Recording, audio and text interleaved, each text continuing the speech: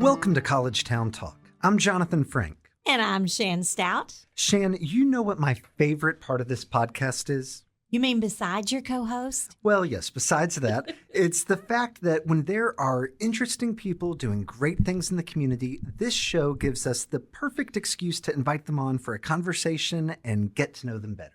Well, you know I couldn't agree more. And we've got one of those people on the program today. We're going to be talking with Jennifer Williams, a two-time Tennessee Tech graduate, local arts leader, former educator, and the owner of Father Tom's Pub, a staple of the WestSide dining scene and the best creme brulee on planet Earth. Jennifer, welcome to College Town Talk. Thanks so much. I'm glad to be here. Now, Jennifer, a lot of people know you today as the owner of one of our best-loved local restaurants or for your work in live theater, but they may not know that you're also a proud Tennessee Tech alumna. In fact, you graduated with a secondary education degree in 1990 and a master's in education in 91. So let's wind the clock back to your early days on campus. What do you remember from that time in your life? Oh, gosh. The people.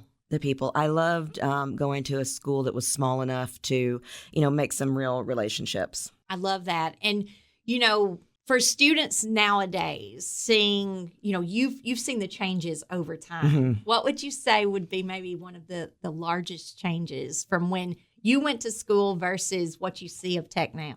Well, I'm not that conversant with, the programs anymore, but I would say that the dorms are probably a lot better. Definitely. Of course, we just had a groundbreaking for the new J.J. Oakley Innovation Center and Residence Hall, so we'll be getting a new state-of-the-art dorm pretty soon. But Jennifer, something that you and your late husband, who we want to talk about more in a few minutes, something you both had in common, though, is that you were passionate about making science understandable and enjoyable to a broad audience. In fact, I was talking just last week with Kelly Chambers, our assistant director of our Crawford Alumni Center here at Tennessee Tech, who recalled how she was a student in your science class at Cookeville High School. And she remembered you as one of her favorite teachers. Oh, how nice. She said you were very funny, and she said you were, quote, one of the cool teachers. So what made you want to pursue a career in the classroom? And now that you're in a different chapter of life in your career, what are some of your best memories from that period of time? Well, I started at Tech in engineering, and I was just about through my sophomore year in that program and really wasn't digging it. I mean, it was okay, but I found I was taking other science classes like geology and stuff for fun. It's the kind of geek that I am. And I was also working as a stage manager with children's theater. And I thought, I'm having fun with the kids. I'm having fun with my science classes. My mom was a science teacher. Maybe I just need to change, direction. And I did and never looked back. I love that because we've talked to so many people on this show, including most recently Brenda Wilson, who's a professor of journalism at Tech. And she talked about being a Tech student and changing her major. We were talking to Tanner Cox, who's a political science alum and is now a U.S. Senate aide, and was talking about changing his major at Tech. Mm-hmm. So it's, your story helps people to realize that it's okay to change your major. And it's something I always told my students, it doesn't really matter where you go because you will make the experience be what it is. You'll meet people wherever you go that you're going to love forever. And, if you start in one major and then something else catches your eye, now's the time, change, try something else. Remind me, how many years was it that you were at Cookeville High School? I was at Cookeville High School for 28 years. Wow. I taught for 31 in total. Wow. Now, Jennifer, in case it's not already clear to our audience, you're a true Renaissance woman because in addition to your work in the classroom and behind the restaurant counter, you've also been one of our greatest talents and champions in the local art scene. We touched on that just for a second, but you directed last year's production of Every Brilliant Thing at the Cookeville Performing Arts Center, right. And you starred in the Storyteller House Theater production of The Kitchen. What a brilliant piece of work that was. It was great fun. And that was just in the span of a few months. When I heard how short the time was that you had to be able to do all the things, it just blew my mind. I mean, that was an aggressively ambitious project. Now, beyond that, your restaurant, Father Tom's, has been a generous supporter of local arts causes and events, including hosting the Bryan Symphony Orchestra's annual Beers for Brahms fundraiser. And you've been supporters of events like Art Round Tennessee's annual Art Prowl. And I mean, we could go on, but why has it been important for you to support the arts in Cookeville in these particular ways? And do you have a favorite live performance you've been a part of? This is a packed question. Well, I think Cookeville is somewhat unique in all of the arts offerings that we have for such a small town. Agreed. And it's the result of people who were committed to it in the past. Marge Hargrove, Walter Derryberry, just all of the, his mother. So all of the people that have fed into it all, the years before this, it's turned into something really wonderful that has to be nurtured and kept going. I think it makes Cookeville unique and wonderful. We had Joy McCaleb Poteet on this program recently, and we were talking about.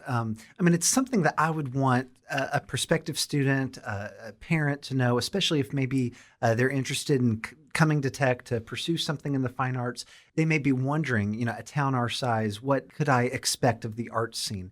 And it is so vibrant. Cookeville really punches above its weight in the performing arts, and it's because of people like you and Laura Holloway and Steve Gwilt and Kimberly Frick Welker. All these great people that there's so much talent here in Cookeville. Well, there are talented people everywhere. What we have that's different is an opportunity to try things, to do things. I never really thought that I would direct shows, but I've had the opportunity and have learned a lot, and it's just it's been really fun. Was there a favorite when you look back over those shows? Yes, absolutely. Well, my very favorite character that I ever was able to portray was Hertha Ayrton. She was one of two. It was a 2-woman show called The Half-Life of Marie Curie. Steve Gwilt directed it. It was at the Backstage, series at CPAC, and she was an inventor, an engineer, kind of a scientist, but a really funny, fun character.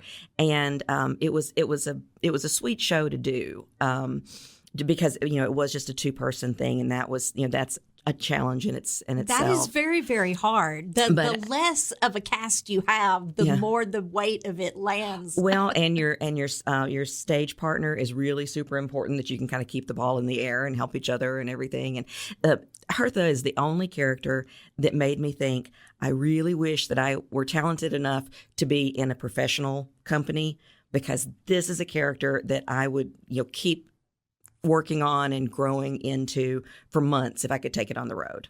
And she was just really fun. Well, there have been so many great characters, so many great productions you've been a part of. Before we started recording, we were talking about how Shannon and I both went to see The Cabana, which you directed. And so the art scene here in Cookeville is so lucky to have you as a part of it. But thanks. I'm lucky to be in it. We'd be remiss to have you on the show today and not talk about the incredible legacy of your late husband, Professor Emeritus Tom Furtsch, who passed away last year.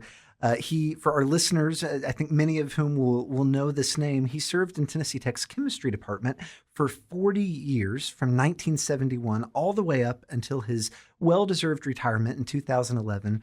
And I was reading the obituary again and preparing for this interview, and it is so it's beautifully written, and it's very touching because, among other things, to honor his memory, you encouraged people to give to ARF, All About Rescues and Fixing, one of our local animal rescues. And to, this is a quote, "Remember Tom by being kind to one another and enjoying the small moments with the people you love." And I loved that. How do you hope that Tom, Professor Furtsch, will be remembered? Oh, gosh. There's so many things about him that were so wonderful. But fundamentally, he was a decent and kind person. And, that's, I guess, the most important thing. But I'd also like people to remember how unique he was in that he was always curious. He stayed curious to the end of his life. He wanted to learn new things. He read history. He, if you talked to him and said that your passion was, I don't know, making gingerbread houses, he would say, very cool. What kind of gingerbread do you use? Do you make it yourself? He would ask questions because he just was always interested and curious about everything. And that's something that he gave to me. I try to maintain that spirit because he was much better at it than me. So I know I read that he was also a big fan of classical music. I think it said listening to loud classical music was how you all wrote it. Does that, because you have been such a supporter of the Bryan Symphony Orchestra, is that kind of part of the connection? Oh there? Yeah, absolutely. Yeah, he loved music. Gosh, he loved everything. He loved animals. He loved music. He loved reading. I mean, he was just so fun. What a sweet thing to be remembered. They say that, at the end of your life, it's how you made people feel is what they remember. And obviously he made so many people feel wonderful through his kindness and his curiosity. And of course, his legacy lives on through the restaurant that bears his name, Father Tom's Pub. Tell us about the decision to open up a restaurant together. And when you first had this dream, did you have any idea what an enduring success that it would be today? No idea. No idea whatsoever. I also didn't know how hard it was going to be. Oh, so hard. So hard. Well, I mean, we just like plowed into it completely ignorant. And we're so lucky to find people to help us and, to have good friends who turned into regulars to support us. It's been quite a journey. But, Tom retired. He taught part-time a little bit after that. But there's only so much golf you can play. And, for somebody who is active and a life learner, he's always wanting to evolve. Right. So. And, always wanting to try new things, always wanting to build something. So we just kind of took the plunge and did it. And looking back, if I had known what I know now, I wouldn't have had the courage to do it. So I'm really glad I didn't. Ignorance is bliss. That's a true statement. So was that, was that always was it a dream that you had had for a while, or was there a little spontaneous? Kind of. I mean, that's when we would travel, we would always find, the cool local small bars and try to, meet local people. And I always thought it would be fun. And there was a place in New Orleans that we loved that was for sale right after Katrina. And we were down there talking to the guy who owned it. And I said, let's move to New Orleans. Let's do this. And Tom was an absolute no on that. But then years later, we had the opportunity, and it just seemed like the thing to do. So I graduated tech in 2012. And what did you all open? We opened in 2012. Okay, because July of that year. Okay, yeah. So I was I left town in, I guess, May of 2012, and I'm sad I wasn't here for for it as a student, but now living here again. I mean, I mentioned before we started recording, it is one of my favorite places in Cookeville. I mean, the food for our listeners. I mean, this would be a great place to take your family. And in fact, I'll share this. I've mentioned on this podcast before, I went to tech and then graduated 2012, moved away for 10 years and had an opportunity to come back here to work at tech.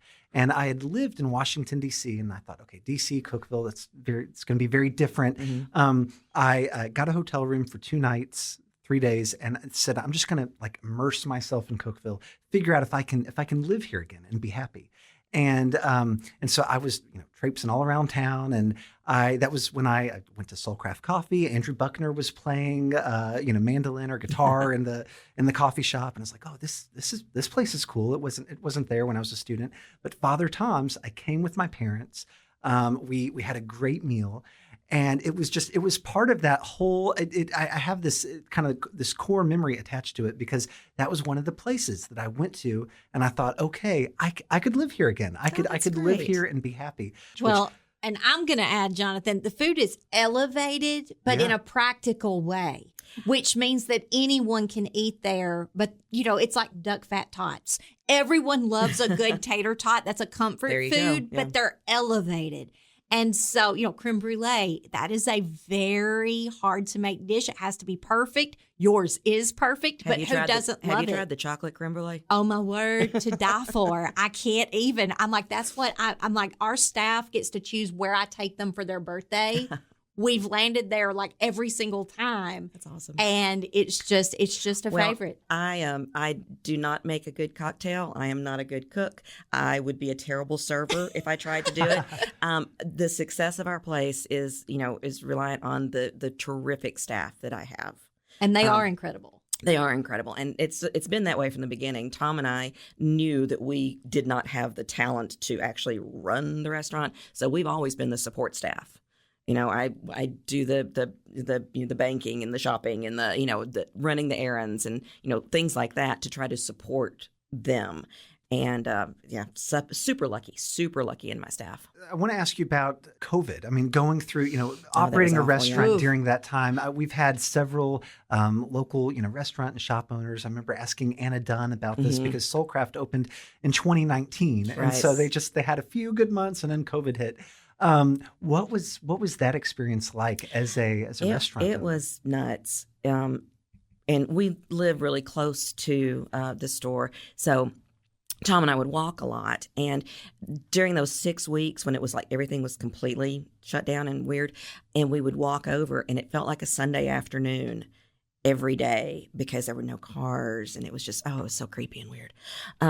But we did a good takeout business, and this is where our supportive regulars, were so amazing because they would make a point of ordering from us, and then they knew that they were helping us to stay afloat. And you learned to pivot. Yeah, and it was hard, but honestly, again, it's the people that were helping me that made it possible. If a restaurant can survive all of that, then it's got to be a really good place. So the fact that you all came out on the other side of that, I think just shows what an asset you are to Cookeville and how valued you are in this, in the Cookeville dining scene.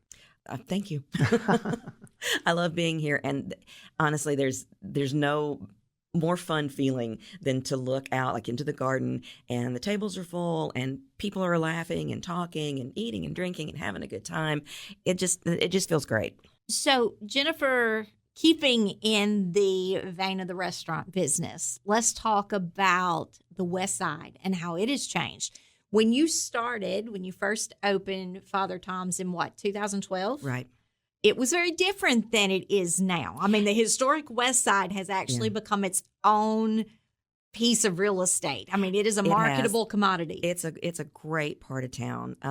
And when we opened in 2012, there were a few really nice and going businesses, Crawdaddy's, of course, and World Foods and that kind of thing. But that had been a neglected part of town for a long time. And since we have opened, and I've watched all of these other places open around us, and it's gotten so busy. And like on a Friday and Saturday night, the foot traffic is it's so fun to see everybody out. I have great hopes that the WestSide is going to continue to develop into a destination for people. And I don't know if you've looked at the city's plans. They purchased the Wilson building area there. And what a great investment. I appreciate the city so much for making that investment. They're going to be adding parking. It's going to happen in several phases, as I understand. I think there's stuff on the city's website that you can look at. But the first phase will be adding some more parking, which everybody loves. And then what I'm seeing is developing the area right around the depot as sort of a small park. Green space and places to hang out. And I don't know, it just all looks great to me. Well, and the city of Cookeville was so kind to do, they did several sort of focus groups and listening sessions, and they did one for tech employees, and had a chance to go to that. And they're being very thoughtful about, first of all, matching that kind of the historic sort of aesthetic of the West Side and making sure that any new construction fits in with the character of the area already. It seems like they're working with some really great architects, and they're doing their studies. They're doing the traffic studies. They're doing the infrastructure studies. I'm sure it's going to be well done. Now, not everybody is going to be pleased with everything because, welcome to the world. But I think that getting input from a lot of different groups, they're going to end up with something that really fits a lot of different needs. Well, and we've talked to several WestSide business owners on this show. Emma Crabtree from Glass Tangerine, Chris and Karen Savage from Cream City. and Jay Albright from Savor, formerly Seven Senses. And what I love is that there is like this siblinghood of the West Side business owners. You all really support each other. I mean, I'll see on Father Tom's Facebook where you'll give a shout out for your for one of the neighboring businesses. Right. You help each other out. Well, you really have to. And, again, COVID, we found out that you've got to help each other. And, things happen. Sometimes your ice machine goes down. You need You're going to need your neighbors at some point. You need your neighbor, and you need to help your neighbor when you can. But yeah, and there's a board called the Cookeville Downtown Development Group of business owners, with really just trying to help each other stay informed and get opinions and be a liaison with the city. So yeah, it's a nice little family. I mean, there's nice rivalries too, I'm sure, but just like any family, right? But it's a fun and supportive kind of area to be in. Well, and Jennifer, same as I do with the tourism side of things in my role, we look at businesses and we understand that sometimes there is like a 60-40 split between locals and visitors that support your business. Right. And so bringing in that visitor experience. And we also know that travelers spend more money in a restaurant than your local. Mm-hmm. Your local orders their regular and they do their thing. And that is great. But then a visitor sometimes will spend double and triple what a local will spend because they're on vacation. And so we try to support you through that as well. Well, and we appreciate that because we do get a lot of, business off the interstate, people traveling between, and that's cool too. And, it's nice. It's all important, all important. Jennifer, thank you so much for being our guest today on College Town Talk. It was my pleasure. Thanks for letting me be here and talk about Tom. I enjoy that. Well, we are happy to add to his legacy and his memory. And for our listeners, if you're enjoying our show and hearing from incredible Tennessee Tech alum and community leaders like Jennifer Williams, would you do us a favor and leave us a 5-star review on Apple, Spotify, or wherever you get this podcast? It all helps to spread the word about the great things happening right here in Cookeville. We'll meet you back here again next week for more conversations with the people who make Cookeville Tennessee's college town. College Town Talk is presented by Tennessee Tech University in partnership with the Cookeville-Putnam County Visitors Bureau. Your hosts are Jonathan Frank and Shan Stout, and original music is performed by Andrew Buckner. Visit us online at tntech.edu/collegetowntalk.